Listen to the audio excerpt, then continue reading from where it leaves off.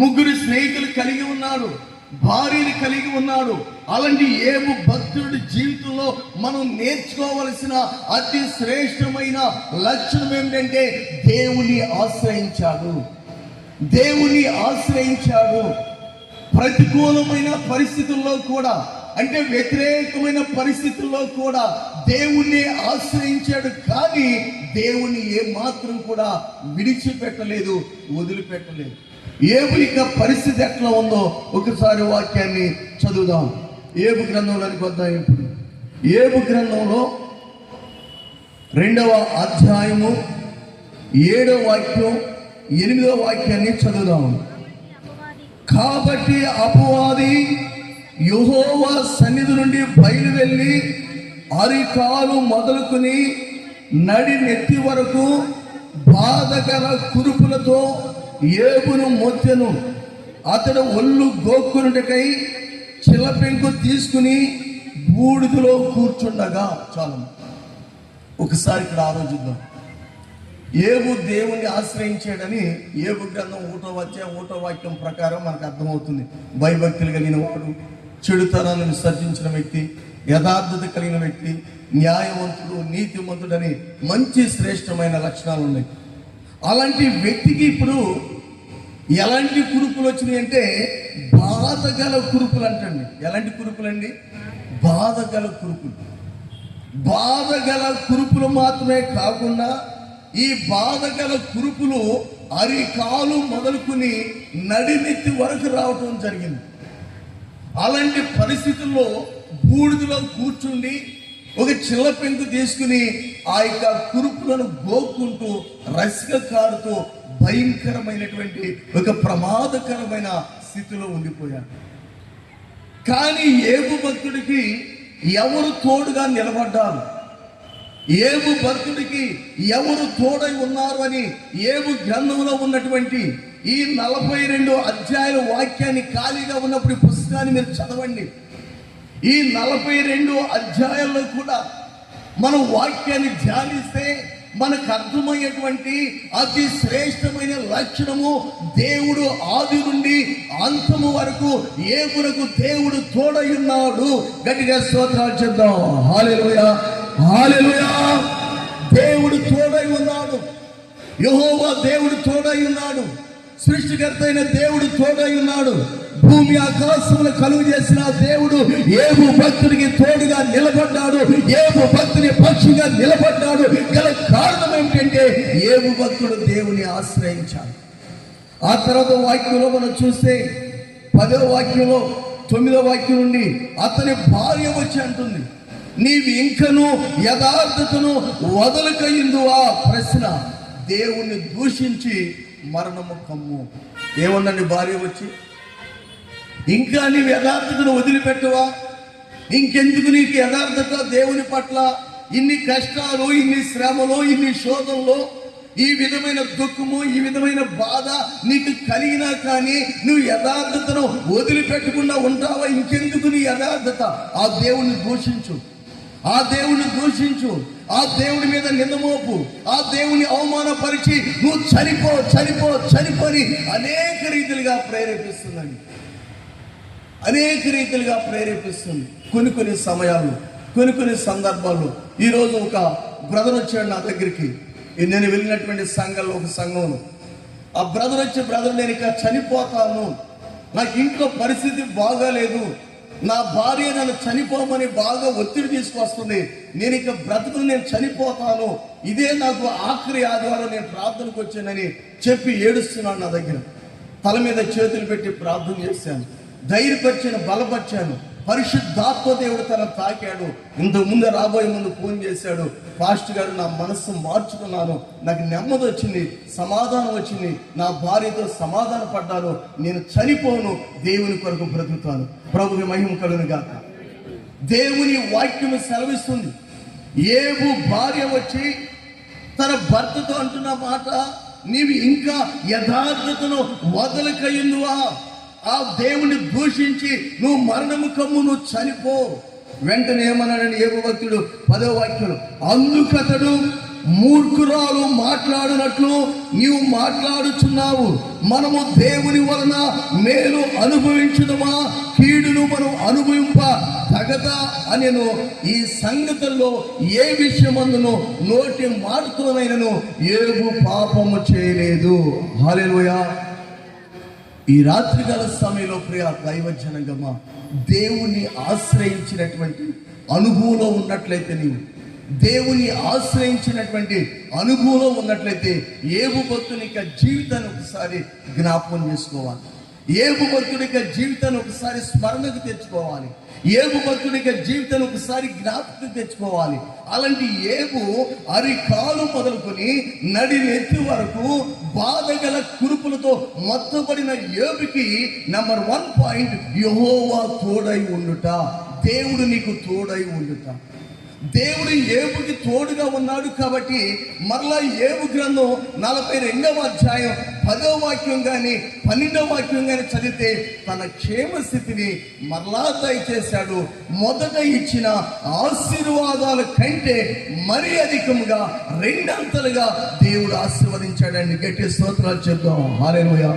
క్షేమ స్థితిని మరలా అతనికి దయచేసెను అని యోబు గ్రంథం 42వ అధ్యాయం 10వ వాక్యంలో రాయబడింది. అంటే ప్రారంభంలో బాగున్నాడు, తర్వాత అరికాలు మొదలుకొని నడినెత్తి వరకు బాధగల కురుపులతో మొత్తపడ్డాడు. అపవాది చేత దేవుని అనుమతి పొంది. అలాంటి బాధగల కురుపులతో ఉన్న వ్యక్తి, బూడిదలో కూర్చుని చిల్లా పెంగుతో గీకుతున్నటువంటి వ్యక్తి, గోకుంటున్నటువంటి వ్యక్తి, అలాంటి యోబు భక్తుడికి ఇప్పుడు దేవుడు అంటున్నాడు, తన క్షేమ స్థితిని, తన ఆరోగ్యాన్ని మరలా తిరిగి నేను దయచేశాను. ఈ రాత్రి దేవుడు అంటున్నాడు, మనలో ఎవరైనా బలహీనంగా ఉన్నట్లయితే, అనారోగ్యంగా ఉన్నట్లయితే, అస్వస్థకు లోనైనట్లయితే, మనం లైవ్ వీక్షిస్తున్నటువంటి మన ప్రియ సహోదరి సహోదరులు కానీ, ప్రత్యక్షంగా గ్రౌండ్ లో పాల్గొన్నటువంటి వారు కానీ, ఏ స్థలములో ఉన్నా, ఏ స్థితిలో ఉన్నా, పరిశుద్ధాత్మ దేవుణ్ణి, సృష్టికర్త అయిన తండ్రిని నీవు ఆశ్రయిస్తే ఈ రాత్రికాల సమయంలో నీ క్షేమ స్థితిని దేవుడు నీకు దయచేయబోతున్నాడు. నీ క్షేమ స్థితిని దేవుడు నీకు అనుగ్రహించబోతున్నాడు. ఈ రాత్రికాల సమయంలో నీకు ఎలాంటి బలహీనతలో ఉన్నా, ఎలాంటి అనారోగ్యంలో ఉన్నా, అస్వస్థకు లోనై ఉన్నా, పరిశుద్ధాత్మ దేవుడు నీకు క్షేమ స్థితిని దయచేయబోతున్నాడు. అంత మాత్రమే కాకుండా మరీ అధికంగా 2 అంతలుగా ప్రభు ఆశీర్వదించబోతూ ఉన్నాడు. గల కారణం ఏంటంటే యెహోవా అనగా దేవుణ్ణి ఆశ్రయించుటలు ఆశీర్వాదములు మన వర్తమానం. ఈ వర్తమానంలో నెంబర్ 1 పాయింట్, దేవుడు నీకు తోడై ఉండుట. యెషయా 43వ అధ్యాయం 5వ వాక్యం చదువుదాం. యెషయా 43వ అధ్యాయం 5వ వాక్యం, భయపడకుము, నేను నీకు తోడై ఉన్నాను. దేవుడు అంటున్నాడు ఈ రాత్రి, భయపడవద్దు, భయపడవద్దు, భయపడవద్దు. ప్రియ సహోదరి సహోదరా, ఏ విషయంలో భయపడుతున్నావో, ఏ విషయంలో అధైర్యపడుతున్నావో, ఏ విషయంలో కృంగిపోతున్నావో, ఏ సందర్భాన్ని బట్టి భయపడుతున్నావో, ఏ పరిస్థితులను బట్టి నువ్వు భయపడుతున్నావో, ఈ రాత్రి దేవుడు నీకు వాగ్దానం చేస్తున్నాడు, నువ్వు భయపడవద్దు, నేను నీకు తోడుగా ఉన్నాను, నీ పక్షంగా నిలబడ్డాను, నీ పక్షంగా నేను వ్యాఖ్య ఆడబోతున్నానని ప్రభు వాగ్దానం చేస్తున్నా. మరలా 2వ దినవృత్తాంతములు 26వ అధ్యాయంలోకి వద్దాం. 26వ అధ్యాయం 1వ వాక్యం నుండి 15వ వాక్యం వరకు ధ్యానిస్తున్నాం. దేవుని ఆశ్రయించడలు ఆశీర్వాదములు. నెంబర్ 1 పాయింట్, దేవుడు నీకు తోడై ఉండుట. ఉజ్జియా అనేటువంటి యవనస్తుడు, 16 సంవత్సరాల వయసులో ఉన్న యవనస్తుడు 52 సంవత్సరాలు దేవుని నామ మహిమార్థంగా రాజ్యాన్ని పరిపాలించాడు. కారణం ఏమిటంటే ఈ ఉజ్జియా అనేటువంటి యవనస్తుడు పక్షంగా దేవుడు నిలబడ్డాడు. దేవుడు తోడై ఉన్నాడు, యెహోవా అతనికి తోడై ఉన్నాడు కాబట్టి అతడు స్థిరపడ్డాడు, దీవించబడ్డాడు, ఆశీర్వదించబడ్డాడనే సత్యాన్ని మనం గ్రహించగలుగుతాం. 2వ పాయింట్ ధ్యానించుకుందాం. 2వ దినవృత్తాంతములు 26వ అధ్యాయం 5వ వాక్యంలో, అతడు దేవుని ఆశ్రయించెను, అతడు యెహోవాను ఆశ్రయించినంత కాలము దేవుడు అతన్ని వర్ధిల్ల చేసెను. హల్లెలూయా. 2వ పాయింట్, దేవుడు నిన్ను వర్ధిల్ల చేయుట. ఒకటి, దేవుడు నీకు తోడై ఉన్నాడు, నెంబర్ 1 పాయింట్. నెంబర్ 2 పాయింట్, దేవుడు నిన్ను వర్ధిల్ల చేయుట. దేవుడు నిన్ను వర్ధిల్ల చేస్తానని వాగ్దానం ఇస్తున్నాడు ఈ రాత్రి. ఏ పరిస్థితుల్లో మనం ఉన్నా, ఏ స్థితిలో ఉన్నా, దేవుని యొక్క ఆశీర్వాదాలు, దేవుని యొక్క దీవెనలు మనకు ఏ విధంగా ఉంటాయంటే ఆయన వర్ధిల్ల చేస్తున్నాడు అనేటువంటి సత్యాన్ని మనం మరచిపోకూడదు, విస్మరించకూడదు. సామెతల గ్రంథం 28వ అధ్యాయము, సామెతల గ్రంథం 28వ అధ్యాయం 25వ వాక్యాన్ని చదువుదాం. పెరాశ గలవాడు కలహమును రేపును, యెహోవా యందు నమ్మకముంచువాడు వర్ధిల్లును. హల్లెలూయా. ఎవరంటండి? యెహోవా యందు నమ్మకముంచువాడు, దేవుని యందు నమ్మిక ఉంచిన వ్యక్తి వర్ధిల్లుతాడు. యెహోవా యందు నమ్మకముంచువాడు వర్ధిల్లును అని వాక్యం సెలవిస్తుంది.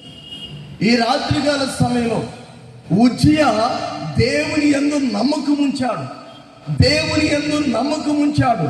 దేవుని వాక్యం బైబిల్ గ్రంథం తెలియపరుస్తుంది, దేవుని యందు నమ్మకం ఉంచేటువంటి వ్యక్తిగా నీవు ఉండాలి. అదే సామెతల గ్రంథం 28వ అధ్యాయం 13వ వాక్యాన్ని చదువుదాం. అతిక్రమములను దాచిపెట్టువాడు వర్ధిల్లడు, వాటిని ఒప్పుకొని విడిచిపెట్టువాడు కనికరము పొందును. హల్లెలూయా.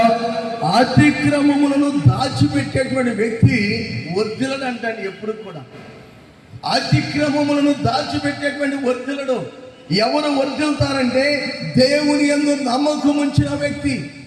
ప్రభువునందు నమ్మకం ఉంచిన ఉజ్జియా వర్ధిల్లాడు. ప్రభు యందు నమ్మకం ఉంచాలి. ప్రభుని నమ్మినటువంటి కుటుంబంగా, ప్రభు మార్గంలో నడుస్తున్న కుటుంబంగా, ప్రభు యొక్క అడుగు జాడలో మన ఆత్మీయ జీవన శైలిలో వెళుతున్నటువంటి కుటుంబంగా నువ్వు దేవుని యందు నమ్మకం ఉంచు. ప్రియ దైవజనంగా ఈ రాత్రి నువ్వు దేవుని నమ్ము. నీ జీవితంలో అద్భుతమైన కార్యాన్ని, ఆశ్చర్యమైన కార్యాన్ని జరిగించి దేవుడు నిన్ను వర్ధిల్ల చేస్తాడు. అతిక్రమములను దాచిపెట్టేవాడు వర్ధిల్లడు, వాటిని విడిచిపెట్టి, వాటిని ఒప్పుకొని విడిచిపెట్టేవాడు కనికరము పొందును. అట్లనే పత్రికల్లో చూస్తే 3వ యోహాను పత్రిక 2వ వాక్యంలో రాయబడింది, ప్రియుడా నీ ఆత్మ వర్ధిల్లుచున్న ప్రకారము నీవు అన్ని విషయాలు కూడా వర్ధిల్లాలి. మనం అన్ని విషయాలు కూడా ఏమవ్వాలంటే వర్ధిల్లాలంటే అన్ని విషయాలు. 1 ఆత్మీయంగా వర్ధిల్లాలి, 2 ఆరోగ్యపరంగా వర్ధిల్లాలి, 3 ఆర్థిక పరంగా వర్ధిల్లాలి, 4 సామాజిక పరంగా సొసైటీలో మనం సమాజంలో వర్ధిల్లాలి. ఆత్మీయంగా వర్ధిల్లాలి, ఆరోగ్యపరంగా వర్ధిల్లాలి, ఆర్థిక పరంగా వర్ధిల్లాలి, సామాజిక పరంగా సమాజంలో మనం వర్ధిల్లాలి. కాబట్టి ప్రియుడ, నీ ఆత్మ వర్ధిల్లుచున్న ప్రకారం, నువ్వు ఆత్మీయంగా వర్ధిల్లుతున్న ప్రకారం అన్ని విషయాల్లో వర్ధిల్లాలి. లాస్ట్ పాయింట్, 3వ పాయింట్, 2వ దినవృత్తాంతముల గ్రంథం 26వ అధ్యాయం 15వ వాక్యంలో చివరి మాట చూస్తే, అతడు స్థిరపడే వరకు అతనికి ఆశ్చర్యకరమైన సహాయం కలిగిన గనుక అతని కీర్తి దూరంగా వ్యాపించను. 3వ పాయింట్, దేవుడు నీకు సహాయం చేయుట. 3 మాటలు గుర్తుపెట్టుకోండి. చాలా భయంకరంగా పడుతుంది చుట్టుపక్కల వర్షం. సాగర్ నుండి కూడా మరి భయంకరంగా ఉందన్నమాట వర్షం మేము వచ్చే దారి. కాబట్టి దేవుని కృపను బట్టి మన దగ్గర ఆగిపోయింది. కాబట్టి 9 గంటలకల్లా ముంచేస్తుంది, ఆల్రెడీ అయిపోతున్న టైం. ఒక అర్ధగంట మెసేజ్ మాత్రమే. 1, దేవుడు నీకు తోడుగా ఉన్నాడు. గుర్తుపెట్టుకోండి, దేవుడు నీకు తోడుగా ఉన్న తర్వాత దేవుడిని ఏం చేస్తాడంటే వర్ధిల్ల చేస్తాడు. దేవుడు నిన్ను వర్ధిల్ల చేసిన తర్వాత 3వది ఏం చేస్తాడంటే నీకు ఆశ్చర్యకరమైన రీతిగా నీ సహాయం చేస్తాడు. 1 తోడుగా ఉన్నాడు, 2 వర్ధిల్లింప చేస్తున్నాను నిన్ను, 3 నీ సహాయం చేస్తానని ప్రభు నీ పక్షంగా ఉన్నాడు. ఎందుకంటే నువ్వు దేవుణ్ణి ఆశ్రయించావు కాబట్టి, నువ్వు దేవుని యొద్దకు వచ్చావు కాబట్టి, దేవుని సన్నిధిలో కూర్చున్నావు కాబట్టి, దేవుని సన్నిధిలో నిలకడగా ఉన్నావు కాబట్టి, దేవుని సన్నిధిలో నిలబడ్డావు కాబట్టి, ఇక్కడ ఉజ్జియా జీవితంలో 3వ పాయింట్లో మనం చూస్తే 52వ సంవత్సరం వరకు రాజ్యాన్ని దేవుని నామ మహిమార్థంగా పరిపాలించాడు. అక్కడ రాయబడిన మాట, అతడు స్థిరపడు వరకు యెహోవా అతనికి ఆశ్చర్యకరమైన సహాయము చేశాను. అతడు స్థిరపడు వరకు నువ్వు స్థిరపడే వరకు కూడా నీకు ఎవరు సహాయం చేస్తారంటే దేవుడు సహాయం చేస్తాడు. ప్రియ దైవ జనాంగమా, 121వ కీర్తన 1-2 వాక్యాలు, కొండల తట్టు నాకు కన్నెత్తుచున్నాను, నాకు సహాయం ఎక్కడి నుండి కానీ ఎక్కడి నుండి వచ్చినంటే భూమి ఆకాశము కలుగు చేసిన దేవుని వలన, దేవుని ద్వారా మాత్రమే సహాయము కలిగింది. ప్రియ దైవ జనాంగమా, ఆశ్చర్యకరమైన సహాయం. ఈ ఆశ్చర్యకరమైన సహాయానికి చిన్న ఉదాహరణ చెప్పి ముగిస్తాను. విశాఖపట్నంలో ఒక చర్చి ఉంది. ఆ చర్చిలో నేను చదువుకునే రోజుల్లో 10,000 మంది విశ్వాసులు, పెద్ద చర్చి అన్నమాట, 10,000 మంది విశ్వాసులు. 94 సంవత్సరంలో జరిగిన సాక్ష్యాన్ని నేను మీకు చెప్తున్నాను. అప్పట్లో మరి ఇప్పుడు వస్తుందో లేదో కానీ ఇండియా టుడే అనే మ్యాగజైన్ వచ్చింది. ఇండియా టుడే చదువుకునే పిల్లలకు తెలుసు, కాంపిటేటివ్ ఎగ్జామ్స్కి సంబంధించిన బిట్లు ఉంటాయి కాబట్టి అది చదువుతాను. నేను కూడా చదివేవాడిని, బుక్ మ్యాగజైన్ తెప్పించుకునేవాడిని, ఇండియా టుడే మ్యాగజైన్. అయితే విశాఖపట్నంలో పెద్ద చర్చి, 10,000 మంది విశ్వాసులు ఉంటారు. ఒక కుటుంబం ఉంది. ఆ కుటుంబం వారికి ఒక బాబు పాప. అయితే ఇద్దరు భార్యాభర్తలు, ఇద్దరు కూడా ఉద్యోగస్తులే, ఆంధ్ర యూనివర్సిటీలో ప్రొఫెసర్గా పనిచేస్తున్నారు. అయితే వాళ్ళిద్దరికీ మంచి దర్శనం ఉంది.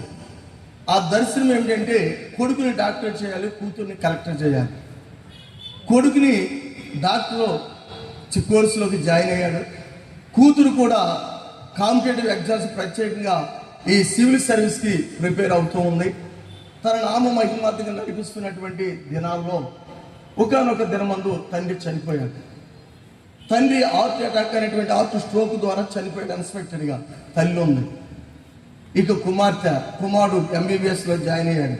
కుమార్తెకు తండ్రి ఏమని కలగన్నాడండి, నా కుమార్తె ఏమవ్వాలని కోరుకున్నాడు, ఏమవ్వాలని, కలెక్టర్ అవ్వాలని కోరుకున్నాడు.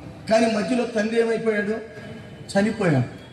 కానీ ఆ తల్లి ఆంధ్ర యూనివర్సిటీలో తన ఉద్యోగాన్ని తను చేసుకుంటూ తన కుమార్తెను మాత్రం ఇంటి దగ్గర నుండి కోచింగ్ సెంటర్కి పంపిస్తూ క్లాసులు విప్పిస్తూ తన తల్లితో పాటుగా తన కుమార్తెను కూడా క్రమంగా రెగ్యులర్గా చర్చికి, మందిరానికి నడిపించేదంటండి. చర్చిలో ఉపవాస ప్రార్థన ఉంటే కుమార్తెను ఉపవాస ప్రార్థన తీసుకెళ్ళి, చర్చిలో బైబిల్ స్టడీ ఉంటే బుధవారం రాత్రి బైబిల్ స్టడీకి, ఆదివారం ఆరాధన ఉంటే వాళ్ళ ఆరాధన కూడా 9 గంటలకి, ఆదివారం ఉదయం 10 కాలం ఉంది. నేటికి కూడా వైజాగ్ 9 గంటలకి ఆరాధన తల్లితో పాటు వెళ్ళేది. మిగిలిన సమయంలో వాళ్ళ ఇల్లు చాలా పెద్దది. తనకు ఒక్కొక్క బాబుకి, కుమారుడికి ఒక రూమ్, బెడ్రూమ్, కుమార్తెకి ఒక బెడ్రూమ్, భార్య భర్తలకు ఒక బెడ్రూమ్, మొత్తం 3 బెడ్రూమ్లు ఉంటాయి ఆ ఇంట్లో. ఈ యొక్క బెడ్రూమ్లో తన రూమ్లను కూర్చుని ఆ యొక్క బుక్స్ రిఫర్ చేస్తూ చాలా కష్టపడి చదివేదండి. ఫైనల్ రిజల్ట్ మీకు చెప్తున్నాను, ఆ సహోదరిని దేవుడు ఆశీర్వదించి పశ్చిమ బెంగాల్ రాష్ట్రంలో కలెక్టర్ ఉద్యోగం చేస్తుందని గట్టిగా స్తోత్రాలు చెప్పు. తండ్రి చనిపోయాడు, కానీ తండ్రి ఆశపడ్డాడు, నా కుమార్తె కలెక్టర్ కావాలి. ఆ ఇండియా టుడే అనేటువంటి మ్యాగజైన్లో కలెక్టర్ అయిన తర్వాత ఇంటర్వ్యూ చేస్తారు. కలెక్టర్ అయినటువంటి వాళ్ళని, IAS పొందుకున్న వాళ్ళని తన ఇంటర్వ్యూలో తాను చెప్పినటువంటి మాటలు స్వయంగా నేనే మ్యాగజైన్ చదివాను. దేవుని సన్నిధికి ఆ యొక్క సహోదరి తండ్రిని కోల్పోయిన, తండ్రిని పోగొట్టుకున్న దేవుని మందిరాన్ని విడిచిపెట్టలేదు. అంటే దాని అర్థం దేవుని సన్నిధిని వదిలిపెట్టలేదు. ఈ యవ్వన బిడ్డ ఎవరిని ఆశ్రయించింది, దేవుణ్ణి ఆశ్రయించింది, దేవుని ఆశ్రయించింది. ఈ రాత్రికాల సమయంలో 9వ కీర్తన 10వ వాక్యం ప్రకారం ప్రభు అంటున్నాడు, యెహోవాను ఆశ్రయించు వారిని ఆయన ఎన్నడూ విడిచిపెట్టువాడు కాదు. ఈ మన మిశ్రమ హాస్పిటల్ గ్రౌండ్లో పాల్గొన్న ప్రియ సహోదరి సహోదరుడా, లైవ్ని వీక్షిస్తున్నటువంటి ప్రియ సహోదరి సహోదరుడా, ఈ రాత్రి దేవుని సన్నిధికి జూలై నెల 19వ తేదీ 3వ ఆదివారం ఆరాధనలో మనం పాల్గొన్నాం. నీవు ఎవరిని ఆశ్రయిస్తున్నావు? మనుషులు ఆశ్రయిస్తున్నావా? బంధువుల్ని ఆశ్రయిస్తున్నావా? స్నేహితుల్ని ఆశ్రయిస్తున్నావా? రక్త సంబంధుల్ని ఆశ్రయిస్తున్నావా? లేక తల్లిదండ్రుల్ని ఆశ్రయిస్తున్నావా? అత్త మామలను ఆశ్రయిస్తున్నావా? లేక నిన్ను పుట్టించి, నిన్ను నిర్మించి, నిన్ను సృష్టించి నీకంటూ ఒక రూపాన్ని నిర్మించిన దేవుడిని నువ్వు ఆశ్రయిస్తున్నావా? ఆ దేవుని ఆశ్రయిస్తే ఈ రాత్రి దేవుడు నీకు తోడుగా ఉంటాడు. ఆ దేవుని ఆశ్రయిస్తే ఆ దేవుడు నిన్ను వర్ధల చేస్తాడు. ఆ దేవుని ఆశ్రయిస్తే ఆ దేవుడు చేస్తారు. అందరూ లేచి నిలబడదాం, అందరూ లేచి నిలబడదాం.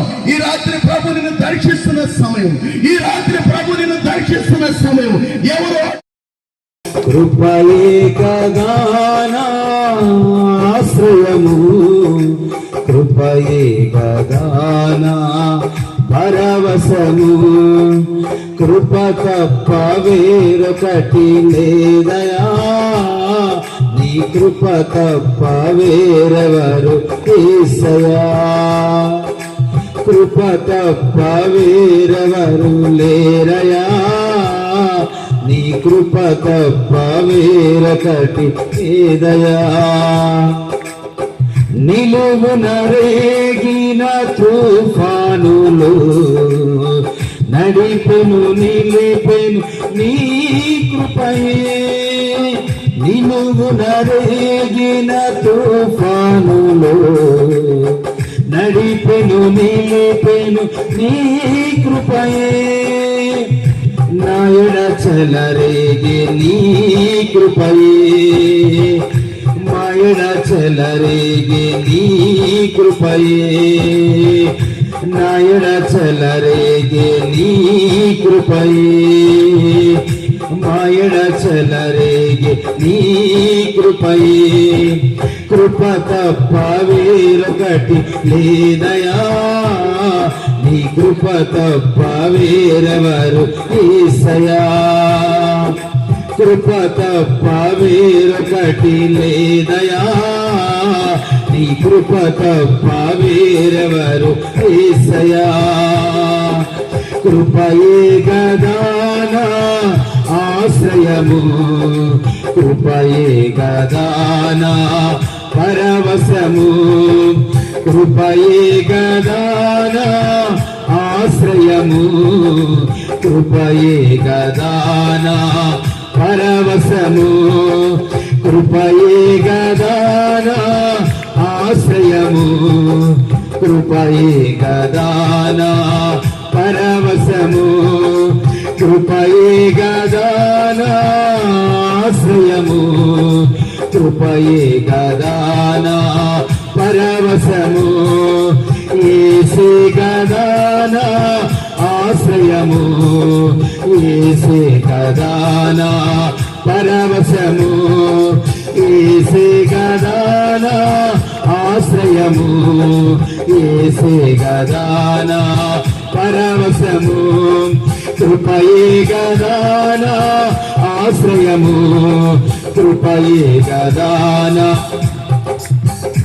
ఆ కృపయే గదానా ఆశ్రయము, కృపయే గదానా పరవశము, కృపయే గదానా ఆశ్రయము, కృపయే గదానా పరవశము, కృపయే గదానా ఆశ్రయము, కృపయే గదానా పరవశము, కృపయే గదానా ఆశ్రయము, కృపయే గదానా పరవశము, కృపయే గదానా ఆశ్రయము, కృపయే గదానా పరవశము, యేసే గదానా ఆశ్రయము, కృపయే గదానా ఆశ్రయము, యేసే గదానా ఆశ్రయము, కృపయే గదానా ఆశ్రయము, యేసే గదానా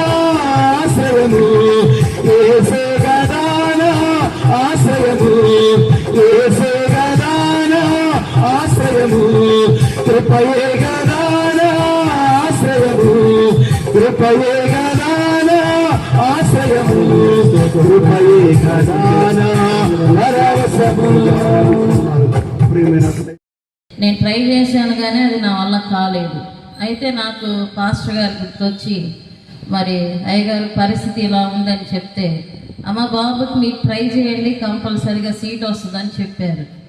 నేను ఎంతగానో ట్రై చేసాను, నా వల్ల కావట్లేదు. అది ఎందుకంటే అది కేంద్రంలో ఓబీసీ సర్టిఫికెట్ అనే దాని కింద మారాలన్నమాట. అయితే ఇప్పుడు ఈ యొక్క ఓటుల లెక్కింపులో ఎంఆర్ఓ గారు ఇటువంటి వాళ్ళు అందుబాటులో లేరు. ఇక నేను అలసిపోయి అయ్యగారికి లాస్ట్ ఫైనల్ ఒకసారి అయ్యగారికి చెప్పి ఇంక నేను దీన్ని వదిలేద్దామని అయ్యగారికి ఫోన్ చేస్తే అయ్యగారు చెప్పారనమాట, అమ్మ మీరైతే బాబుకి సీట్ వచ్చేటట్టుంది, మీరు కంపల్సరిగా మానవ ప్రయత్నం చేయండి, నేనైతే దేవునికి ప్రార్థన చేస్తానని చెప్పారు. మరి దేవుడు మహా ఉచితమైన కృపను బట్టి మరి నా బిడ్డకు కేవి విద్యాలయంలో మంచి సీటు దేవుడు అనుగ్రహించినందుకే దేవునికి మహిమ కలుగునగాక. మరి ఇది యొక్క సాక్ష్యం పోయిన వారం చెప్పాల్సింది నేను చెప్పలేకపోయాను. దేవుడు మరి అయ్యగారు క్షమించవలసిందిగా దేవుని సన్నిధానంలో మీ అందరికీ నా సాక్ష్యం ముగించుకుంటున్నాను. ఈ చిన్న సాక్ష్యం దేవుడు దీవించి ఆశీర్వదించునుగాక.